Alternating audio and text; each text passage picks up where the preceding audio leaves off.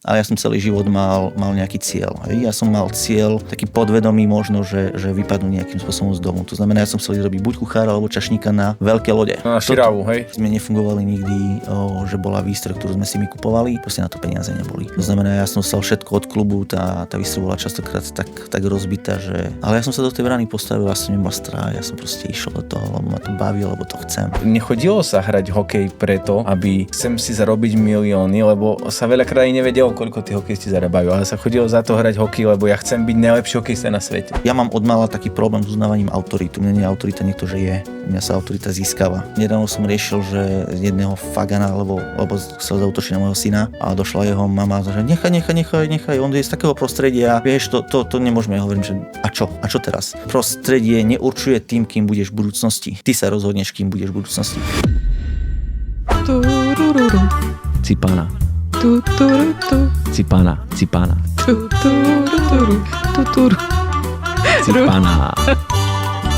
Tak dneska máme špeciálneho hostia. To je každý host.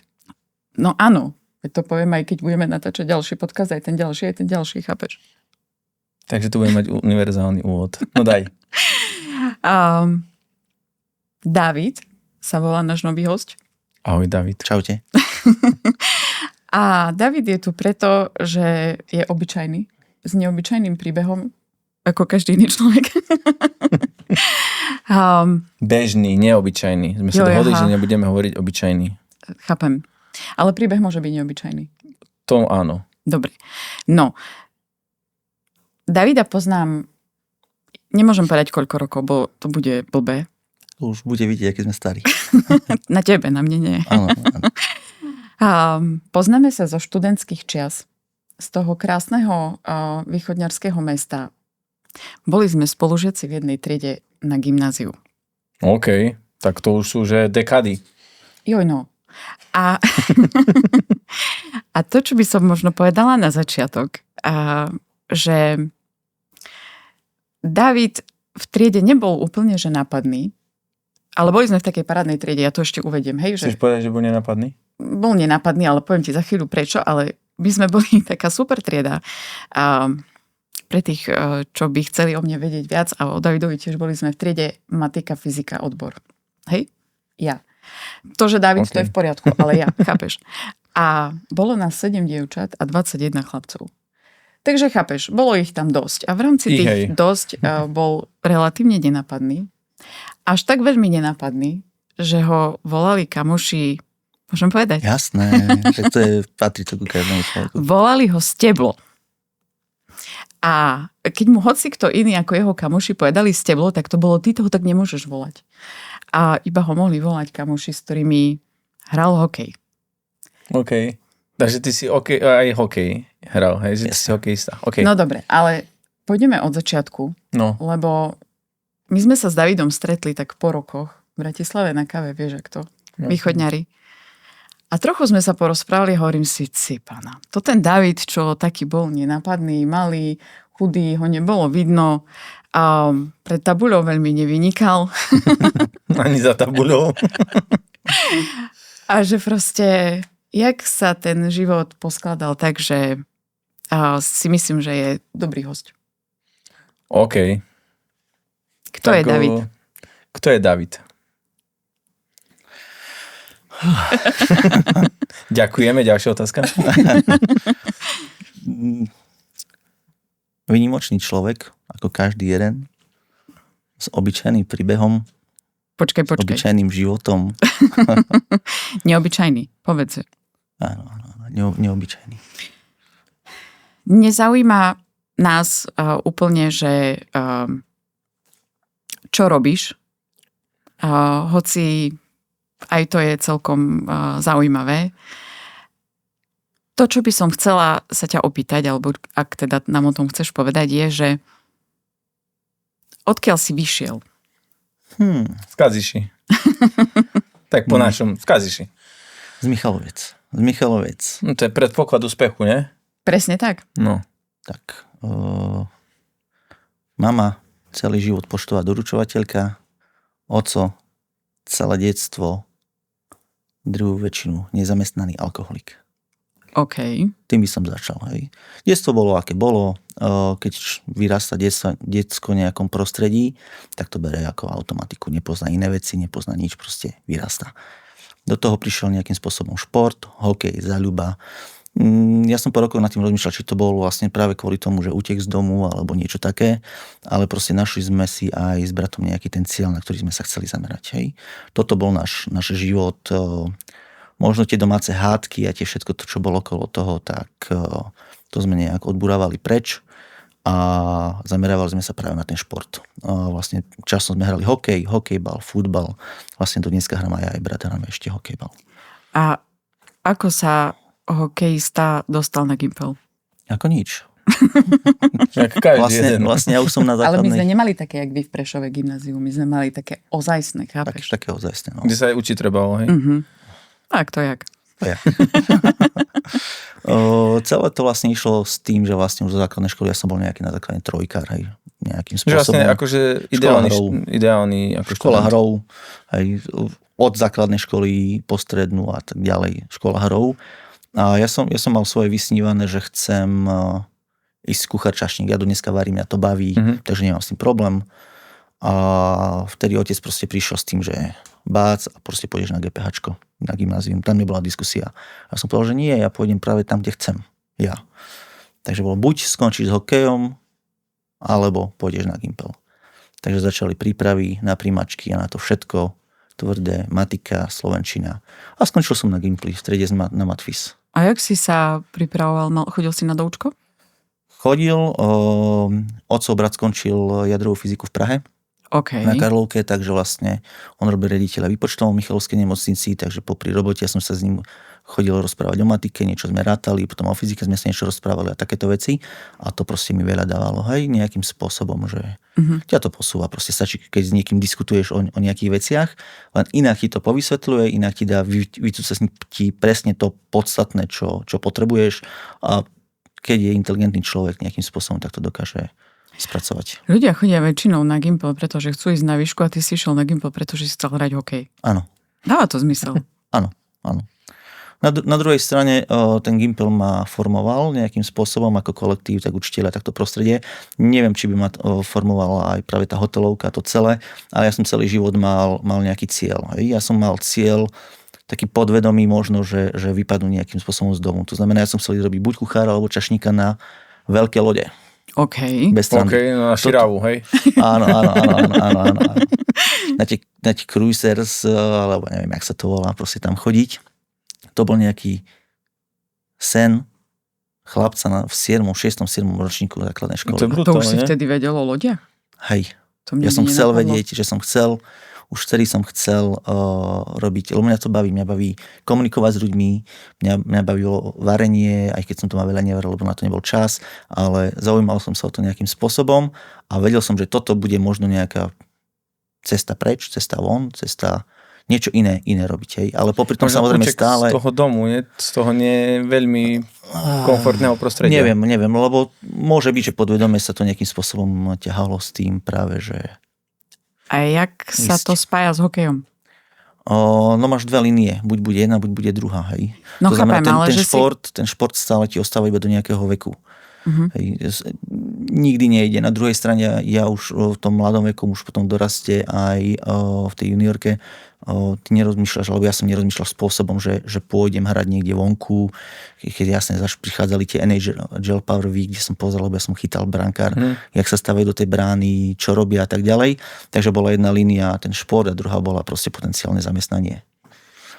Keď si spomínaš na svoje hokejové časy, z čas, keď sme sa vlastne spoznali na strednej, aké to bolo? Vieš, ono to bolo práve ten prechod, kedy prechádzaš zo žiackého na dorastenecký hokej, bol pre mňa veľmi ťažký, pretože ja som tam mal operáciu, ja som bol 3 mesiace off. To znamená, ty prichádzaš ako, ja som aj do školy vtedy nechodil. Ja som prišiel ako mladý. Určite. Ako mladý som došiel do dorastu, kedy potrebuješ mákať, potrebuješ fungovať a zrazu proste tam 3 mesiace nie si, hej. To znamená, že to bol veľký problém, už potom som aj ja začal nejakým iným spôsobom uvažovať, ale ten hokej bol stále priorita. A jak často ste mali tréningy? Každý deň. Hej, ne? Každý deň. Však to je ako... jasné, ináč to je čo, jak? Ako, čo? Sa tvaríš, keby som ja vedela. Musíš vedieť. Ako môžem povedať, že vlastne teraz, keď porovnávam nejaké tie procesy s tou najvyššou súťažou, ako sú teraz, nemali sme tak intenzívne tréningy, ako sú teraz, dajme tomu, čo už majú deti malé. Čo bolo pre mňa úplne že šokantné, že synov malý je 6. alebo 5. Hrával za Slovan. On proste od rána do večera je na ľade, alebo nejaké príprave, alebo niečo som povedal, že že toto moje deti určite nie. Aj ten šport sa vyvíja, aj tie tréningy, hej, že aj tie vedomosti tých trénerov a kadejak tých fyzioterapeutov a proste prichádzajú do západu všetky tie spôsoby tréningov a prichádzajú na to, že proste, že to už nestačí, jak stará škola, choď tam, behaj do lesa, o hodinu še vrac a keď zvládzeš, tak ísť druhé kolečko dac. Podľa mňa michalovský hokej bol tvrdo špecifický. Ja neviem teda, ale môj brat chvíľu chodil na hokej, ja mám mladšieho brata a ja som bola na tých tréningoch 2-3 krát. To bolo drsné. Vieš, my sme to tak ako chlapci nevnímali. Vlastne ty sa v tom pohybuješ od prvého ročníka, od 5, od 6 rokov. To znamená, ty s tým rastieš, ideš hore. Intenzita, nadávok, kričania a takýchto vecí, proste to ani neriešiš. Ja som tam prišla jak sestra. To je automatické. Mňa brucho bolelo, chápeš? To si neviem predstaviť, čo tie decká museli prežívať. To není proste o tom. A toto, vieš, v niektorých prípadoch, ja aj teraz trénujem deti hokejbal a v niektorých prípadoch mi to proste tá väčšia prísnosť a drezúra u tých trénerov vadí. Na druhej strane niektoré deti proste strašným spôsobom teraz rozmaznávame. Strašne nenechávame ich samostatnosti a to je jedno, to je na inú možnú debatu. Strašne mi to vadí osobne. Vadil mi aj jeden prístup, jeden bol extrém, aj druhý bol extrém. No vždy tie extrémy sú nevhodné, si myslíme, že stále treba hľadať nejaký ten balans medzi treba pritlačiť na pilu, tak nech sa pritlačí, ale tiež v rámci možností a na druhej strane, keď chceme byť trošku liberálnejší alebo voľnejší ten prístup a nechať viac deťom zodpovednosť, ale tiež to nemôže byť, že proste deti teraz sa zobudia s tým, že nechcú ísť na tréning, lebo sa im niečo nepáči a rodič poviem, to je dobre, tak nechoď, zmeníme šport, hej. Toto je najväčší problém, s ktorým vlastne dnešní tréneri si myslím, že aktuálne bojujú. Môj syn jeden robil lukostrelbu, druhý hokejbal, teraz robí florbal. A ja som práve toho stredného trénoval na hokejbale. Veľakrát, nejde, on je unavený zo školy. Na tréning mi proste plakal, on nikam nejde, dupol som a je majster Slovenska, kategórii do 10 do 12. Takže keď teraz má placku a sa k tomu vracia, tak kamarátom na ulici, hej, že čo nechcú ísť, tak preukazuje, hej, ani ja som nechcel chodiť, ale vidíš. A tie tréningy sú potom pre tie deti, aj to od syna mám, sú tie najlepšie, pretože je tam veľký nápor tých emócií. To dieťa sa musí prekonať, odmaka, keď správny tréner ho ešte navedie, lebo to dieťa samozrejme nebude, tak jeden trest, druhý trest, kolektívny trest, tie deti sa navzájom si trošku tam pohúčia a idú ďalej. Takže toto je také, Takže ten michalovský drsný hokejistický život bol lepší ako doma? Bol taký, že my sme to nebrali ako drsy nejaký, my sme to brali proste, to je štandard, hej. My sme nevedeli porovnať, ako to funguje, dajme tomu v iných kluboch alebo pri iných tréneroch. Proste my máme týchto trénerov, my vieme, že toto je tréner, jasné, toto je tréner a proste baví ťa to, si s chalami, s ktorými si rada, keď tam rada nie si, tak to proste nerobíš. Robíš šport, ktorý máš rada. My sme to brali ako normálku. A k hokeju si sa dostal vôbec ako a kedy? K hokeju som sa dostal tak, že môj otec bol ľadár. Rollbar. Tak, rollbar, ale robil v technických službách nejaký čas. No, ja čistil ľad, nie? No to asi, vieš, ja som nad tým rozmýšľal, ale ja si nepamätám, že by on sedel na rolbe. Tak potom bol ľadár. Ale robil ľad asi, striekal z brusov. No ale to čo, raz do roka robil? Nie, však to sa treba starať. No, tak je to tvoj trávnik, ty čo, raz do roka kosíš? No nie, ja som kosič. Zdravko kosič. Treba sa starať o teplotu ľadu, o stroje, čo sú tam, hej. Ok, že on nejazdil autičkom, hej? Nepamätám si, že by jazdil, ale popravde ja som bol ešte malý chlapec, hej. Ja vlastne, on nám dával vedieť, že keď je voľný ľad, tak vlastne my sme sa s bratom aj so sestrou držali popri mantineli, to pamätám, úplne celé ihrisko voľné a my popri mantineli a hráme na haňačky. Počúvaj, my sme sa tam možno aj stretli, lebo ja som tiež chodila s našimi na ľad. No, ani by sme nevedeli. Keď bolo pre verejnosť. Tak bolo tak tiež. veku, hej. Bolo pre verejnosť, ale my sme chodili ešte mimo verejnosti, mimo tréningy a mimo takýchto, že celé Mimo kolisko len a mimo ľad. Počúvaj, ale ja sa tak na to pozerám, že hokej není úplne lacný šport. Jak ste to rodinne vykrývali, že si, neviem, že ste to dokázali zvládnuť finančne? Vieš čo, tak to bolo asi taký ten, v našom prípade taký ten generál náklad, ktorý v dnešnej dobe je hypotéka. Tak my sme tak mali vlastne hokej, tam bolo nejaké členské a hokejku som si musel kúpiť. A potom ostatné vlastne zabezpečoval klub. To znamená, my sme nefungovali nikdy, že bola výstroj, ktorú sme si my kupovali, proste na to peniaze neboli. To znamená, ja som dostal všetko od klubu, tá výstroj bola častokrát tak rozbitá, že... Ale ja som sa do tej brány postavil, ja som nemal strach, ja som proste išiel do toho, lebo ma to baví, lebo to chcem. To je tá mentalita, čo ja si myslím, že teraz veľa deťom, ktoré všetko majú a im to chýba, akože že proste, že v hlave byť nastavený, že to idem robiť, bez ohľadu na to, aké mám podmienky. Hej. A tam sa to rozdeľuje potom medzi tými úspešnými a neúspešnými. Hej. Že ty môžeš mať dokonalé podmienky, jak v dnešnej dobe veľa detí má, a tí rodičia veľakrát sú viac ako tie deti. A vtedy to môže to vydržať rok, dva, ale proste to dieťa, keď raz tak nie je nastavené, tak to neprejde. Hej. A vtedy to bolo viac teraz celkovo sa žije viac materiálne a vtedy sa viac žilo tým konkrétnym športom. Hej, že, To vášňou by som povedal. hej, že nechodilo sa hrať hokej preto, že chcem si zarobiť milióny, lebo sa veľakrát aj nevedelo, koľko tí hokejisti zarábajú, ale sa chodilo za to hrať hokej, lebo ja chcem byť najlepší hokejista na svete. Ja chcem byť hokejista. Že on je hokejista. To bolo také, že hej, že super. Tak ako boli futbalisti Michalovskí, ja som futbalista, ja som bol hokejista. Dneska si vy pokecate. Úca, však. Nemám športovú mentalitu. Nemáš. Mám inú, ale ako... Máš, ale inú ako tak športovú nemáš. Boli slzy? Veľa slz bolo. Bolo slz mojich, bolo slz maminých, pretože stále som bol modrinatý. Tá výstroj proste nestala za nič. To znamená kľúčnej kosti, ruky, betóny som mal také brankárske, čo v dnešnej dobe ani ľudia si nepredstavujú. Že ja som si musel dávať pod betóny hráčske chrániče. Aby ma to nebolelo.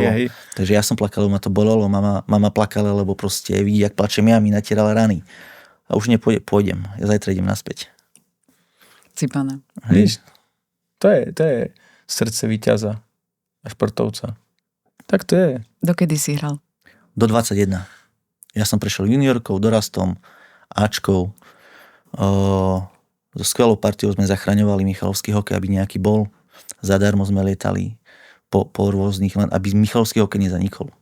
A zanikol? Nezanikol, dneska hra extraligu. No, ale neviem, rok, dva dozadu, neviem, či nefinále, alebo semifinále hral. Tretím myslím skončil. Tak, hej, že akože takže to tam vyťahli. Takže sa to podarilo, došiel sponzor, došli peniaze.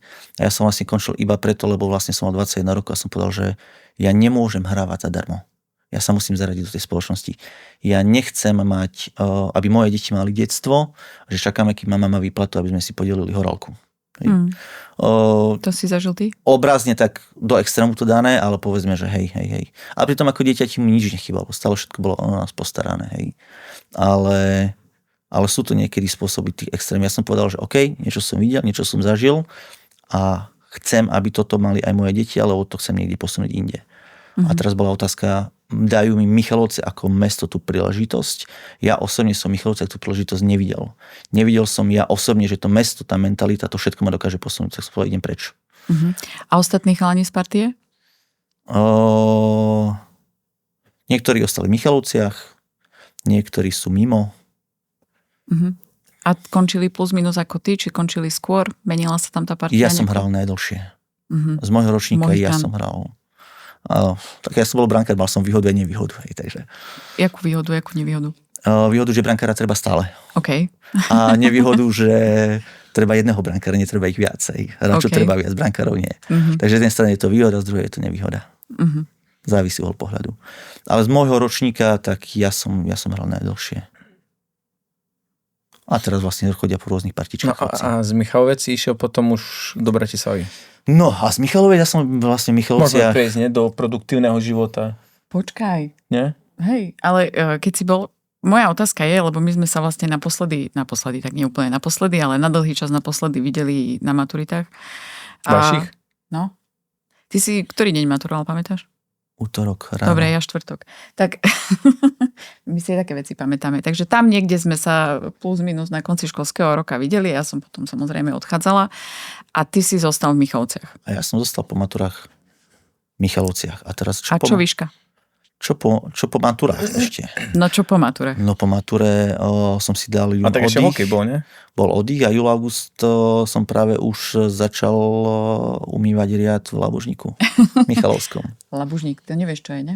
Ale No, všetci ako- ľudia z Michaloviec vedia. Reštaurácia, Všetci vedia. To je predpokladám. taká cukráreň, vieš? Cukráreň A potom hore bola reštika, bola aj reštika. takže júl, august som To sa chystal. legenda Hej. Michalovská. Mhm. Júl, august som sa chystal, som mal letnú prípravu na hokej a popri tom som proste pracoval v Labužníku, mal taniere. A dobrý job.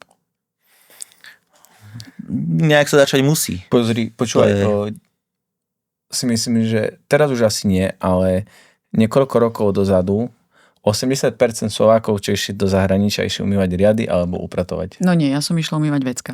No, tak to akože... Ale iba na leto. To je jedno, Chápem. ale utierať hajzel proste. Hej, v zabavnom parku som Vieš, robila upratovacie Je to o služby. tom, že tu to každý bere jak podradnú prácu a prídeš za hranice a už to bereš jak dream job, hej. Čo, Presne. čo ťa práca v Labužníku naučila? Umývať riady. Že neviem nič. Čo to Naučila ma tá práca, že fakt pre ten pracovný trh som nepoužiteľný, lebo viem hrať hokej. Viem chytať, viem postaviť tréningový plán, nazvime to, hej, lebo viem, ako mám trénovať, viem, toto ma naučila, ale v tom reálnom živote, kde treba proste iné veci robiť, tak ja neviem, ja som nevedel, ako mám očistiť cesnak. Dajme tomu, hej, ja potreboval som výkonnostne čistiť, dajme tomu zemiaky, ja som nevedel, jak na to. Okay. Takže po Kucharčašník. prvom, presne tak.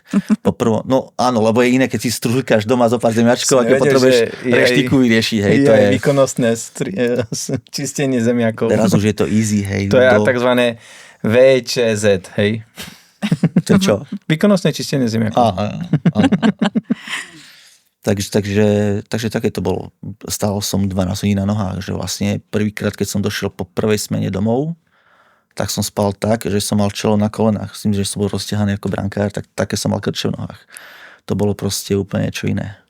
Ale prešiel som si tým. Leto som odpracoval, september výška, UPŠka Košice, odbor Matfis. Výborne. No, Ktorý výborne. smer učiteľský? Učiteľský smer, hej. Aj v častuške si mi napísala, že raz budem učiteľom. Fakt? A dodnes Ja? si ju pamätám. Častuške na To čo mature. je? Nevieš, čo je častuška? Nie. Častuška. To je taká skrátený názov pre čas stužky. Na stužkovej si odovzdávaš stužku a k tomu máš nejakú Čierna kronika. Nie? To je iné? neviem, básničku, No. To ja ťa špecifikuje. ktorá ťa No, špecifikuje. čierna kronika. No a v našej triede som to robila ja, Pre všetkých? okrem seba. A seba len na polovicu. Druhú mi dorobil spolužiak a všetky som musela obhorieť, vieš. Áno, do- čierna kronika. Hej, Ale to je dobre. častuška. Presne tak. U Mihalovcov. V Michigane. Čo som ti napísala? Učiteľom túži byť, raz naše deti potrapiť. Jak to bude, uvidíme, snad sa milo prekvapíme. Ty kokos. Vidíš to? Ja, Daj, máš zimomriavky. ja jedine, čo viem, jak vyzerá ten papier. A to je všetko, Ja čo si z toho pamätám. pamätám. A ja mám na takéto drobnosti strašne veľa. To, jak sa A hovorí, že žena si nič nehovor. pamätá každú vec, tak ja strašne veľa si pamätám. No. Takže tam som nastúpil, ale to bolo akorát v tom čase, že vlastne začínaš výšku versus sa ti rozbieha kariéra. Keď som 18 rokov, začal som chodiť záčkom na zápasy, jedno s A druhým. stále v Michalovciach si hral? A do školy si chodil do Košic? Do Košic. A to sa dalo zladiť? Nedalo, bolo to veľmi náročné, preto muselo ísť jedno bokom. Jedno muselo ísť preč, že Poďme išla hádať, čo škola. to bolo? Išla škola. Škola? No jasné. A čo si myslel, že hokej? Že si Však myslel- chcel byť najlepší hokejista na svete. Že po tých rokoch nechám hokej, ale kdeže? Akurát sa rozbiehaš, máš 18 rokov. Hej, a ja som Plný myslel, že akože tam si idealizmu. končil ten hokej a si pokračoval ďalej na výške. Nie. Čo to je výška oproti hokeju? Však jasne. Výšku si dorobíš, kedy chceš. Hej, Roky na hokeji to sa nevrátiš. nedá, no. A po tých všetkých rokoch vlastne si povie, že wow, teraz to príde, teraz chcem, teraz zamakám, teraz urobím.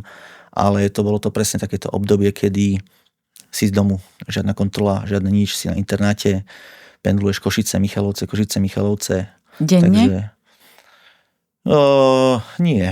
Takže nechodil som denne, nemáš To už auto, nie sú hej. tie tréningy každodenné? Sú, ja som trénoval potom v Košiciach, Okay. tam mi pomohol aj klub vlastne s tým, aby som trénoval v Košiciach, ale zase od rána do večera máš cvika, lebo prednášky som vynechával, hracie dni boli útorok Ačko, streda juniorka, piatok Ačko, sobota juniorka, do toho máš robiť vysokú školu, aj do toho trénuješ, takže prednášky 0 bodov, cvika do 2 dní a mne sa stalo, že útorok Považská, Michalovce, streda Bratislava, Michalovce, piatok Senica, Michalovce, sobota a neviem kde, hej, také.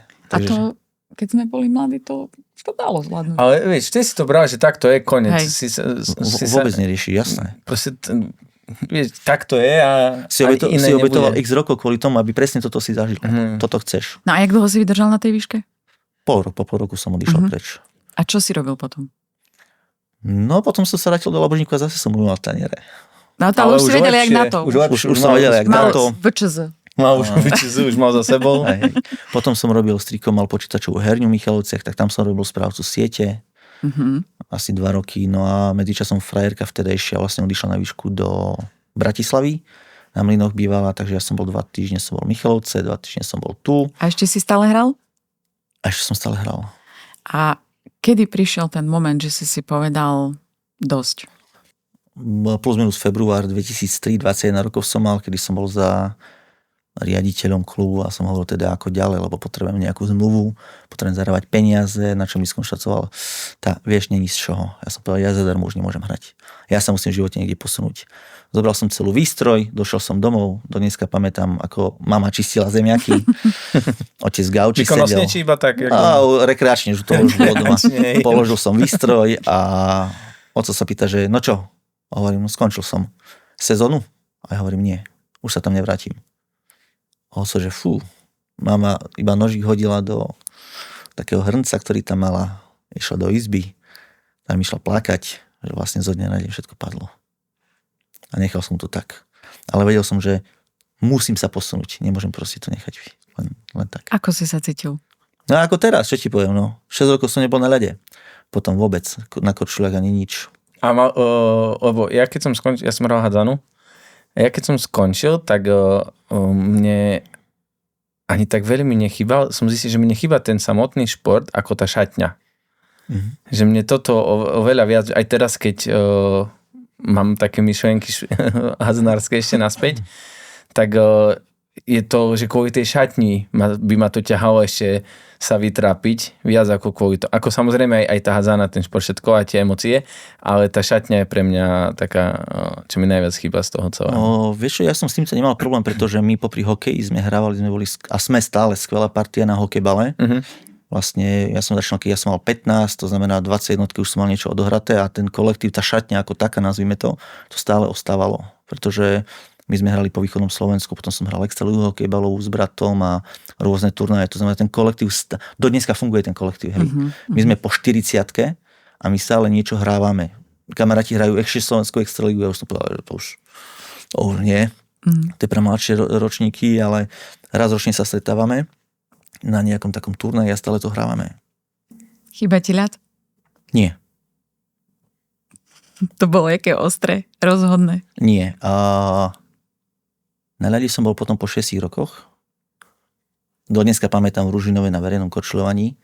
Rolba už trúpila, choďte ďalej, ja som si ešte sám užíval tú plochu. Hej, vlastne keď už všetci boli preč. Volal som potom paradoxne mame a hovorím, mami, som na verejnom, korčľujem. A na druhej strane bolo, že Ježišmaria. Lebo už som bol nejakým spôsobom etablovaný, už som si našiel prácu, presúval som sa na ten biznis, vlastne, hej, a zrazu teraz, že toto. Pretože vlastne v Bratislave funguje, že je tu strašne veľa klubov, amatérskych klubov, ktoré vlastne hľadajú brankára. A ja som skončil vlastne, nazvime to, že profesionál, ktorý prišiel do Bratislavy. A mal som tu strašne veľa kamarátov, ktorí keď sa to dozvedeli, tak hneď, hajde, budeš nám budeš nám chytať, budeme ťa platiť, jedno s druhým a hovorím, chlapci. Ja viem, že keď pôjdem na ľad, ja viem, že som schopný tam byť 10 hodín, ale nezabezpečím seba, nezabezpečím si žiadnu budúcnosť, ani predpoklad pre svoju rodinu, neurobí mi to nič, ja musím ísť do reálneho života. Nejdem. A Aká bola tvoja ďalšia pracovná skúsenosť po Labužníku? No došiel som do Bratislavy a čo tu, hej? No to znamená, že... Prišiel si sem kvôli tej frajerke? Kvôli frajerke, áno. Tu som začal brigadovať a brigadoval som dlho, veľa. Nemôžeš si hľadať vlastne nejak TPP niečo, lebo zatiaľ nevieš nič. A ešte som nevedel, či sa vrátim, či sa nevrátim, či ona sa vráti, či sa vráti a také to bolo. Takže som brigadoval od skladania letakov na peknej ceste, cez dokladania tovaru, v tomto cez furikovanie. Došiel som pod Slavín na jeden dom a mi povedali, že ľahšie výkopové práce, chlapi, treba odkopať tento 3-metrový múr. A my, že akože jak nič, tu sú lopaty, hej, ba. takže takéto veci a prechádzal som si rôznymi, skartoval som stravenky, som chodil, hej, že SBS-kar jeden vedľa mňa, ja som nosil tie veci a on vtedy, neviem, s cigaretkou alebo s čím, lebo telefóny ešte neboli nejakým spôsobom. Takže celé, keď to zhrniem, tak kamarát povedal takú vec, že keď sa Davida raz budú pýtať deti, oci, a čo si robil, tak jednoduchšie bude povedať, čo si nerobil. Ale to vlastne sa dostáva do toho reálneho života, naberáš skúsenosti. No a potom som vlastne si našiel nejakú prácu práve tu nedaleko, na Pantoch. Tam sa otvárala firma, ktorá tlačila layouty na klávesnice. Počítačové klávesnice? Počítačové klávesnice, áno, pre rôzne krajiny, lebo každá krajina má inú klávesnicu. Jasne. Ten layout, myslím. Hej. A tam som začal robiť ako operátor na linke. OK. Ako dojdeš ako výrobár, ideš baliť, vybaľovať, pracuješ manuálne, normálna vec. Tiež prvýkrát na mňa pozerali ako na zjavenie, lebo vlastne ja som nosil taký chvostík. Ani nehovor. A ešte vtedy bol steblo stále? Steblo som bol a steblo to vzniklo asi kvôli tomu, že som bol hrubý ako steblo trávy. No, mňa volali palica ináč. To sme sa stretli. Mňa nikdy nikto nevolal ani steblo, ani palica. Chceš teraz? Teraz sa už nestane. Čia je to chyba, čia? A to nie je chyba, to dobré je. Ako hej, lebo vtedy som sa s tým trápil strašne. No. Prečo?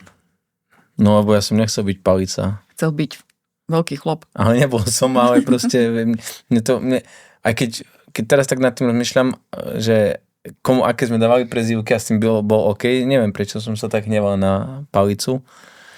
Dnes by som s tým bol OK, aj keď už nie som jak palica. Palica každého zbije, nie? Či treba hľadať pozitíva a negatíva. Hej, ale ja som to skôr mal negatívnu konotáciu ako pozitívnu, lebo to aj tým bolo myslím, že som bol príliš štenký, ale bol som. Všetci sme takedy boli trochu tenkí. Niekto viac, niekto menej. No. Si nevidel ešte moje fotky za mladičov? Nie. Ja som ju videl aj na No, dobre to bolo vtedy. Však aj teraz je. Teraz je to, že top. Som nahrávaný, tak sa mám pozrieť, čo povieme.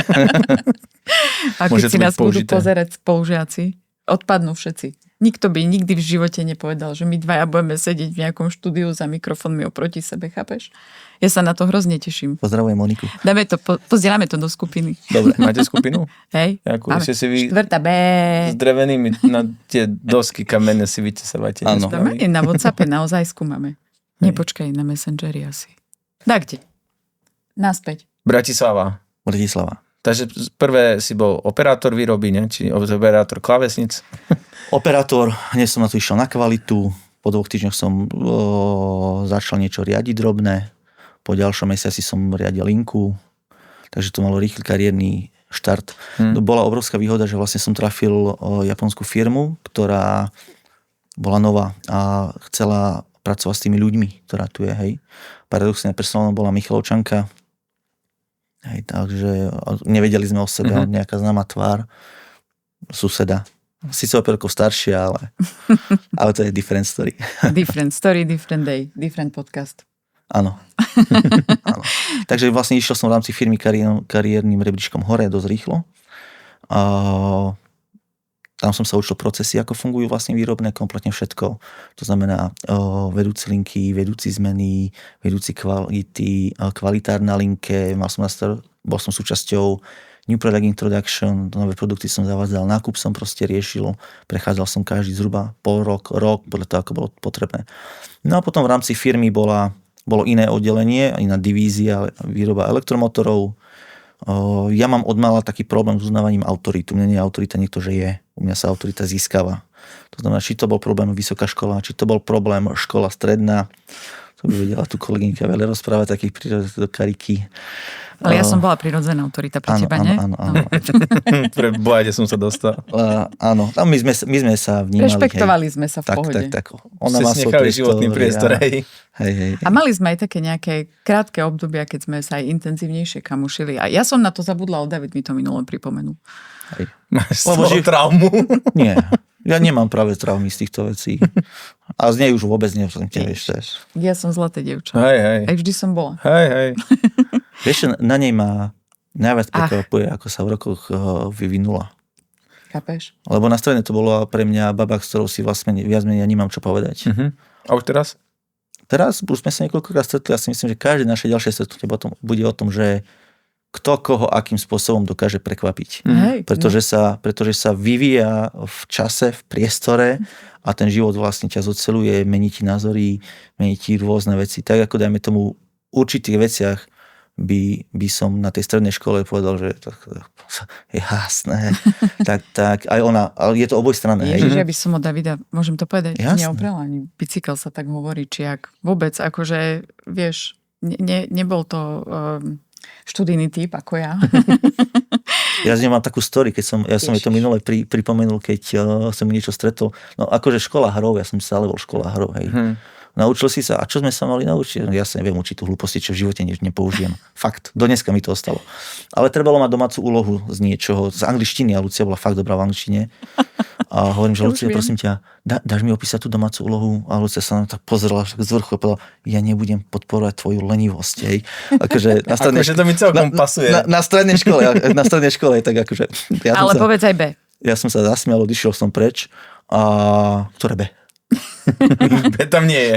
Je tam B. Ja nebudem podporovať tvoje lajdáckosť. To bolo to A. Nie. Nie, lebo potom, keď už David s tou angličtinou mal trošku medzery, tak som sa mu odhodlala ho doučovať. Ale to bolo len to, aby si potvrdila svoju nadradenosť. Vôbec. Vieš, nie. Mu chcela pomôcť, fakt. To bol ešte niečo za tým, ale ona prišla s tým za mnou, nie ja za ňou. Hej, to bol ten point, stretli sme sa 2-3 krát asi. Ja som bol potom, nejak sme časy nedali dokopy, lebo ja pri tom hokeji proste fakt toho času nemáš. Hej. Nedalo sa, potom neskoro večer, keď má ja čas, nemá Lucia. Proste podstata bola toho celého, že fakt došla ona za mnou, že keď už mi hovorilo, že kamarát, že akože ty to fakt asi nedáš, hej. Že OK, tak sme sa zopárkrát stretli, ale bola to iniciatíva z jej strany. Hej. Okay. No, a neprepadol. Nikdy som neprepadol. Treba povedať, že nikdy som neprepadol. Stále tú 4 som niečoho dostal. Hej. Dobre, ja tiež mám dobré 4 som mal. To už sme počuli. Hej. A teraz business case a som rád, lebo teraz jednotkári robia na mňa. A ono to tak je, hej, že jednotkári robia na trojkárov, takže ja s tým maximálne súhlasím. Dobre, ja by som to skrátila možno len na jednu vetu, že dneska je David úspešný biznismen. Nech si zrobiť malé self-promo. Však nezaplatí nám. Nie, nechce. Ešte nerobím si self-promo, nemám nejde to o to. Akože chcela som ja vlastne tým povedať, alebo teda ukázať, alebo sa opýtať, alebo neviem, jak to mám povedať, že jak z takých vlastne podmienok, ktoré nie sú veľmi prajné, a žiješ v nejakom prostredí, ktoré ťa nepodporuje v zásade a prejdeš tým životom tak, že vlastne si rád? Si rád? Jasné, že som rád. Som rád a ja si myslím, že to je nastavenie hlavy. Ja stále musím mať nejaký cieľ niečoho, hej. Ako keď som bol malý, mal som nejaký cieľ, chcem hrať hokej. Potom som bol starší, mám cieľ, chcem proste robiť toho kuchára čašníka a niečo s tým spojené. Potom zase nejaký cieľ, hej. Niekde ťa to posúva. Potom sa zamyslíš nad tým, že chcem, aby moje deti mali nejak zabezpečenú budúcnosť. Čo preto musím urobiť? Akým spôsobom? A to všetko vlastne ťa posúva ďalej. Hej. To znamená, ja keď teraz nedávno som riešil, že jedného fagana, lebo sa zautočí na môjho syna a došla jeho mama, že nechaj, on je z takého prostredia, vieš, to nemôžeme, ja hovorím, že a čo? A čo teraz? Prostredie neurčuje tým, kým budeš v budúcnosti. Ty sa rozhodneš, kým budeš v budúcnosti. Ja som sa rozhodol, že budem tým, čím som a pôjdem si za tým. A pre mňa odo mňa ľudia nepočujú, že sa niečo nedá. odo mňa, keď aj zákazníci v biznise, aj moji synovia alebo dcera, aj ľudia okolo povie, ešte to neviem. To som nepovedal, ja to niekde, lebo ja som strašne veľa študoval rôznych, Baťu som strašne veľa študoval, aj princípy riadenia, takto implementujem to vo firmách a ďalších rôznych, také tie rôzne slogany, ktorými sa človek zamyslí a aj spätne a povie, OK, nerozprávam o biznise, neviem. Hej. Viem, ešte sa to doučím, ešte si to pozriem, nájdem to riešenie. A ty si sa ma raz pýtala, že ako by si definoval sám seba. Ja sa nedefinujem, definujú ma buď moji kamoši alebo moji biznis partneri dvoma slovami shit solver. že to mi povedal aj bratranec, že fakt, že v čase, kedy už nikto nevie, ako pohnúť s problémom, zavolajte Davida, tento vyrieši. A pri viacerých biznisových veciach, lebo sa komunikujú niečo iné, sa mi osvedčilo, že je to tak. Je to toľko k celému promu. A je paradox, že tak ako dokážem riešiť biznis, tak nedokážem riešiť súkromný život. Ono to tak je, nie? To tak býva. Že proste keď že to, čo ti funguje v práci a aplikuješ a funguješ nejako, že nevždy ti funguje aj doma, keď to chceš aplikovať. A asi, je to na nervy. David, aký máš vzťah s otcom dnes? Skvelý. A by som povedal, že otco a mama sú pre mňa úplne tie najväčšie vzory. A teraz otázka, že prečo? To sme sa mi chceli spýtať, ale môžeš sa aj sám seba David, spýtať. Prečo sú ti najväčší vzory? Pretože otco si v jednom momente uvedomil, skončil na Prednej hore a aktuálne prednáša na tú Prednú horu. X rokov nepije, je skvelý dedo, snaží sa čo najviac času tráviť s vnúčatami, samozrejme ešte pracuje, ešte sa snaží a to, že x rokov sa nedotkol alkoholu, aj keď všetci okolo, keď máme rodinné stretnutie, my všetci popíjame. On povedal, nie, mi ten alkohol nejakým spôsobom zobral to detstvo mojich detí, hej. To je pre mňa proste, že skvelé. Na druhej strane, ja nie som ten, čo ho má za niečo súdiť. On sa svojho času pre ten alkohol rozhodol z nejakého dôvodu. A ten alkohol je u každého dôvod, pretože nedokáže riešiť svoje problémy. To je môj pohľad. Hej. Neviem, či to tak je, alebo tak nie, tak ja to vnímam. A hovoril otec s tebou niekedy o tom? Nie. A nie je možno to, že prečo ty si ten shit solver, že si videl, že oco tie problémy riešil alkoholom a že to nie je správne, a že ty si sa rozhodol, že ty kvázi budeš vyhľadávať tie problémy a ich riešiť správne. Vieš čo, neviem ti ja na to povedať. Toto vôbec... Ťažká To je... Ty počúvaj, ja sa vzdelávam, tiež myslím, že len ty tu sa budeš vzdelávať. To je veľmi ťažké a ani sa nechcem nad týmito vecami proste zamýšľať, lebo to budú brať obrovskú energiu. Hej, a keď už mi niečo berie energiu, akú to má pre mňa pridanú hodnotu. Hej, ja som rád a som pyšný na svojho otca, že po tých rokoch sa dal do normálu, je to skvelý chlap. Hej. A na druhej strane druhý hrdina, ktorý je moja mama, ktorá aj pri tých všetkých problémoch, ktoré sme mali, tú rodinu stále držala pokope. Stále. A ja som presvedčený, že miliónkrát mala proste na duši, že ona sa na to vyserie. Nemá toto zapotreby.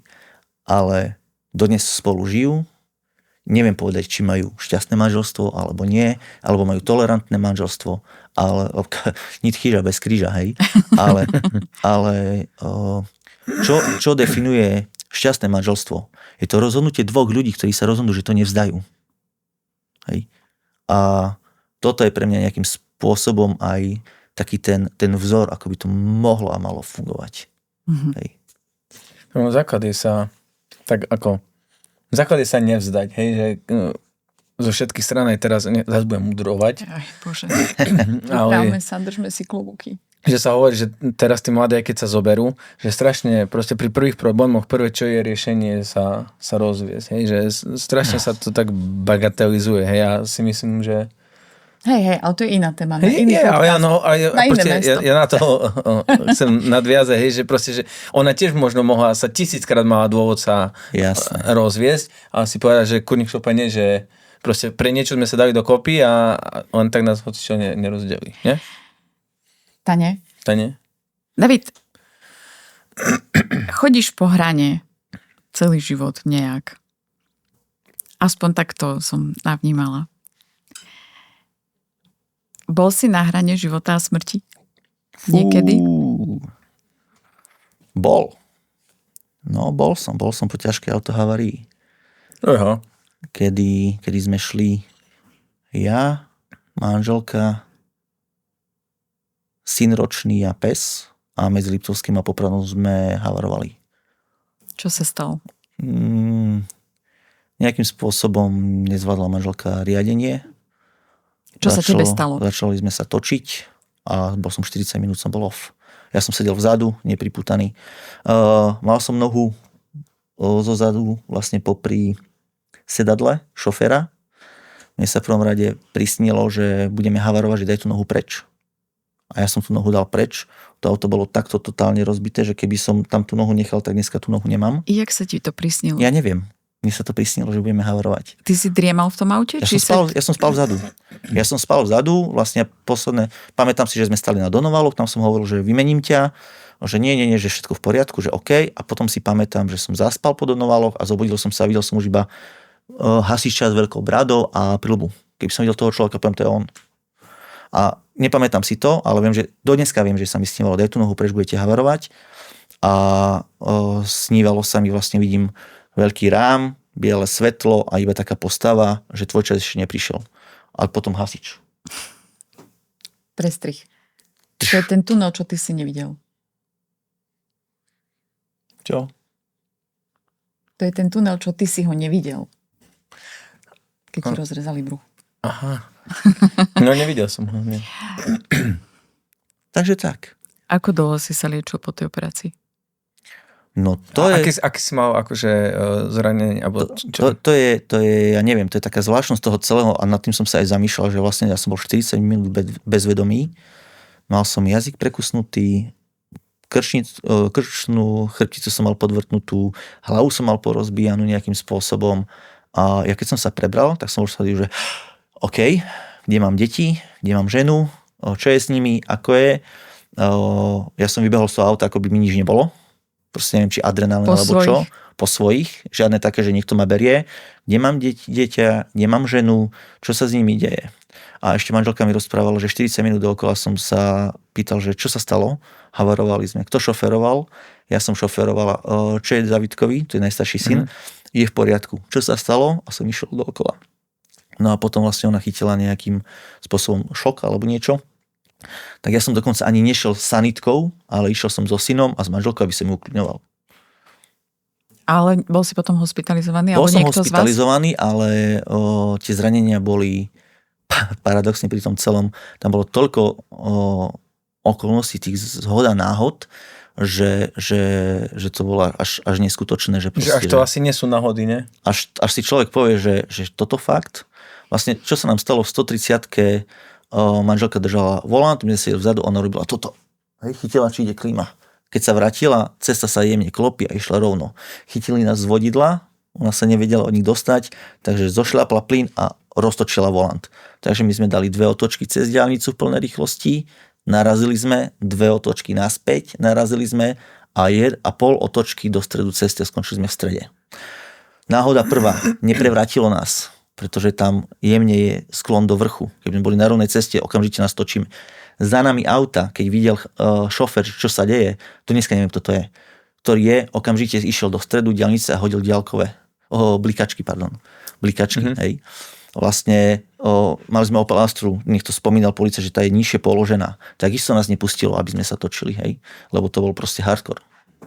To bol hardcore. A ja som vlastne strávil dovolenkových 5 dní takto, s prekusnutým jazykom, takže som nerozprával, takže bolo do mňa pokoj. Čiku za strava, hej? Nemal som sánku rozbitú vôbec. Ale vôbec tak jak si jedol, keď ťa bolol jazyk? No, nemôžeš rozprávať, ale zuby ti fungujú. Šušles, ale ješ. Si do neho zahryzol, ale neodhryzol si z neho. Neprekúsil som ho nejakým spôsobom, či zo spodu. Ja už si to nepamätám. Ale pamätám si... Zašívali ti? Nie. Keď som došiel do Liptovského Mikuláša, ja pamätám si, ako som sedel v nemocnici na tomto. Tomu nás čakali týmy. Jeden pre mňa, jeden pre manželku, jeden pre syna. Hej. Kompletne nemocnica nachystaná, havárka, búračka, ide sa. A ja som si, dali ma na ten vozík, privezli ma, že oni ma prinesú, hovorím, však ja si sadnem v pohode, tak všetci pozerali. Došiel lekár rýchlo a ja hovorím, ja som v poriadku. On mi tuto stlačil nejak rameno a ja som išiel, že to dal k zemi. Hovorí, ešte nie ste v poriadku.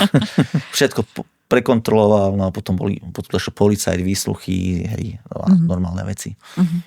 Takže takto, no. Čo si sa naučil? Alebo čo si pochopil? Alebo čo si myslíš, že... Život netreba brať vôbec vážne. Je to nepodstatná vec.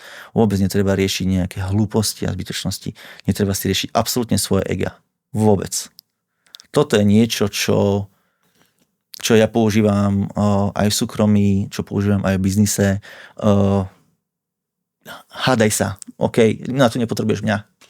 Počúvaj, ale ešte ma zaujíma tá postava v tom okne. No. Povedz mi viac. Neviem ti povedať viac. Ja vidím iba tieň. Ja do dneska mám tieň, vidím tmavý Vidíš rám. ten obraz tak, ako si ho videl vtedy? Áno. A nemohol si sa tam si porozprávať, by si mal nejaký materiál. Len si prišiel, poslali ťa nazad a konec?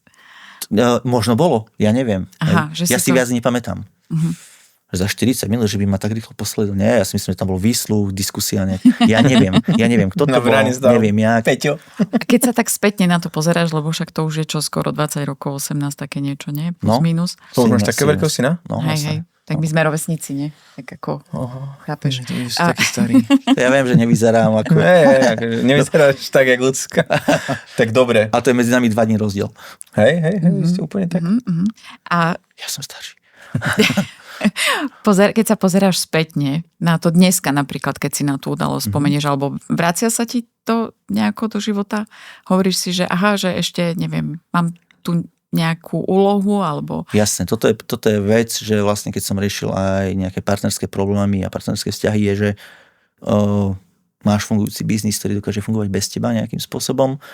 Na to, čo ti stačí, nepotrebuješ ísť proste do šialených čísel a riešiš si súkromie a riešiš si a potom si povieš pri rôznych problémoch súkromí, že prečo vlastne po tej havárii, veď som to mohol mať za sebou, proste vybavená vec, každý si žije svojím životom vyriešené, čo je moja úloha tu, hej, niečo. A deti sú moja úloha. Ja to takto vnímam, ja nehovorím, že to je správne, lebo to nie je správne, ale tie deti sú podstatné a z nejakého dôvodu ja tuším, alebo niečo, že tam ešte zohrám veľkú rolu pri tých deťoch. Ty máš chlapca a jak? Chlapec, dievča. 17, 15 a 8. V auguste bude mať 18 a dcera 9. Dobre, on zistujem. Zistuješ. Hej. Pri prostrednom už som svoju úlohu nie, že splnil, ale už som pomohol k veľa veciam. Nasmeroval, vyriešil a tí dvaja ma ešte čakajú. Budeš dobrý dedo. Prečo? Nie až tak skoro. No tak aj tvoj otec je dobrý dedo a ty si dobrý otec a budeš ešte lepší dedo. To sa tak vyvíja, vieš? Čo pokazíme na vlastných deťoch, sa snažíme potom na tých vnúčatách nejako Áno. A toto je presne tiež vec, na ktorú som sa rozmýšľal, že prečo sa hovorí, že rodičia vychovávajú a starí rodičia rozmaznávajú, pretože starí rodičia si uvedomovali všetky tie svoje chyby, ktoré ako rodičia urobili. Hej? A to si uvedomujeme, aj my sme rodičia. Každý z nás si uvedomuje, že ty máš Davida, ja, že toho Davida by som od mala iným spôsobom riešil. Bol som tvrdý zbytočne vo veľa prípadoch, hej. Jasné. A to je proste vývoj s tým, čo prichádza. Nikto nemá nejakým spôsobom patent na rodičovstvo. Proste robí to podľa najlepšieho vedomia a svedomia a potom si povie, že aj dalo by sa trošku inak. Aj dalo by sa trošku inak. A nemusel som tak zareagovať a mohol som inak vyriešiť. Aj tento podcast, keď si ho pozriem, si poviem, na čo? Hej. No ja ti dám. Na čo? Na čo som toto povedal? Povystrujeme. Posledná otázka. Chceš mať ty, či ja? Nie. Nie čo? Nie, nechcem ju mať ja. Alebo, tak ako chápeš? Že nie, nechcem ju mať ja. Kľudne môžeš, ide ti to dobre, pýtaj sa.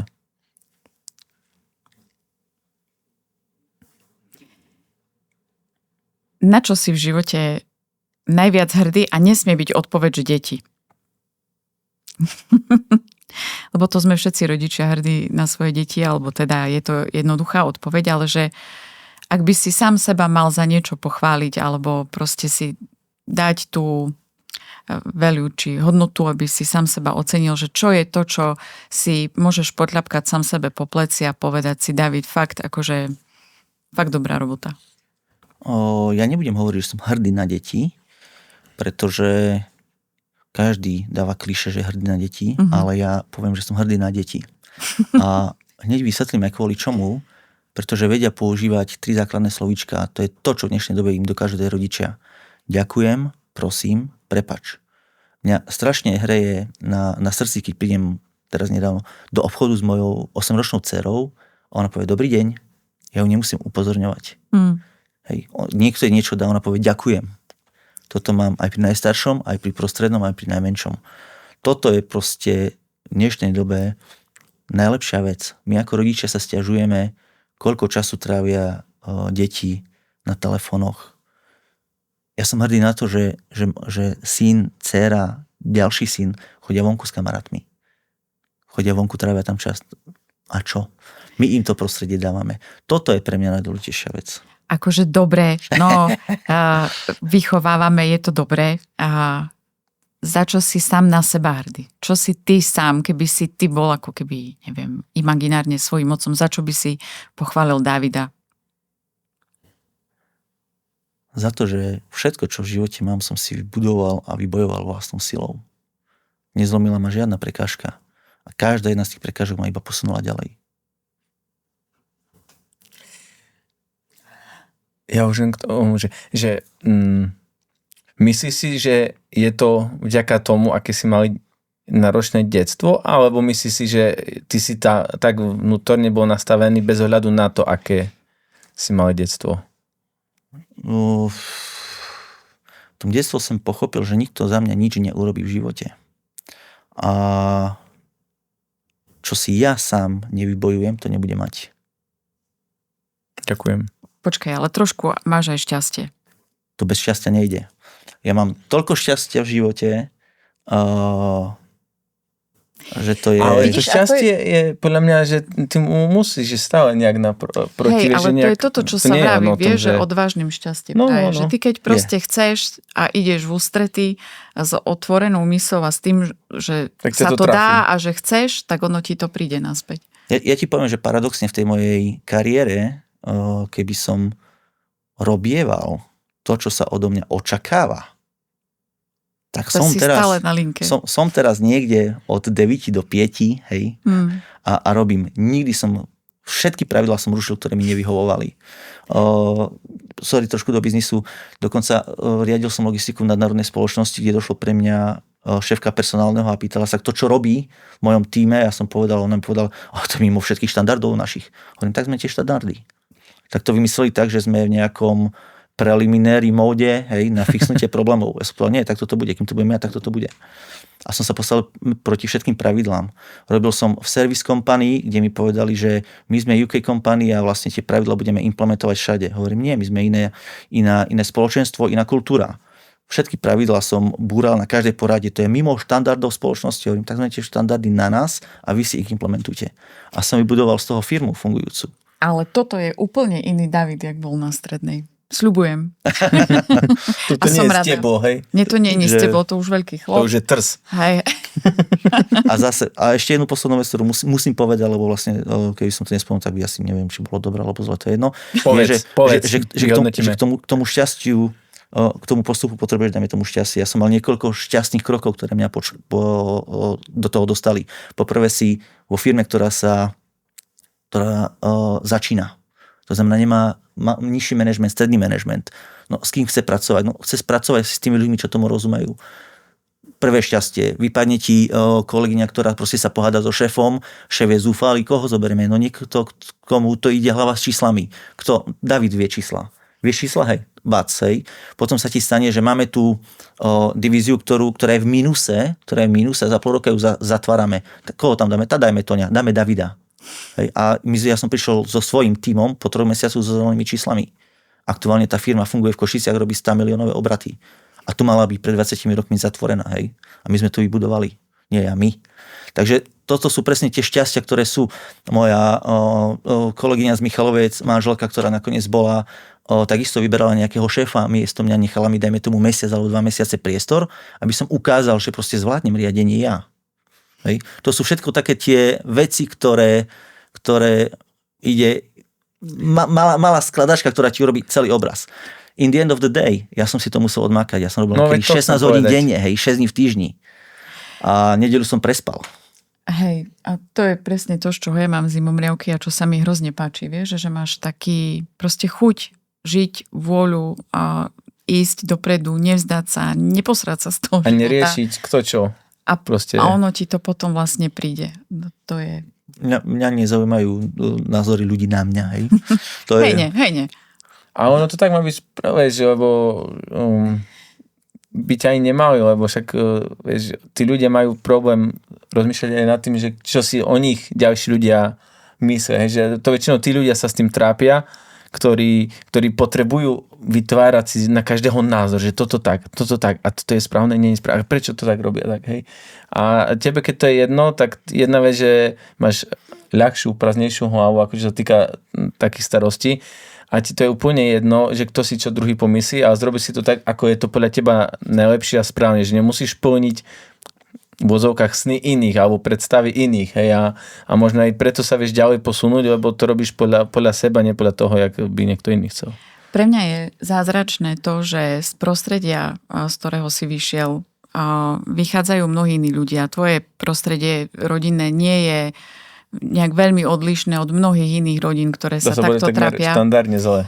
Ale že nie z každého prostredia vyjde jeden cieľavedomý, životaschopný človek, ktorý vlastne je rád, že je. A veľa ľudí sa buď na to vyhovára, alebo ani nad tým nepremýšľa, kopíruje tie vzorce z rodiny a ide to akože nie úplne dobrým smerom. A že pre mňa je tá chuť žiť a pobyť sa s tým životom v dobrom slova zmysle taký cipaná moment. Ďakujeme, David, že si prišiel. Ďakujem za pozvanie. Díky, že si prišiel. Som rád, že som nepoznal hostia a že som spoznal. Díky.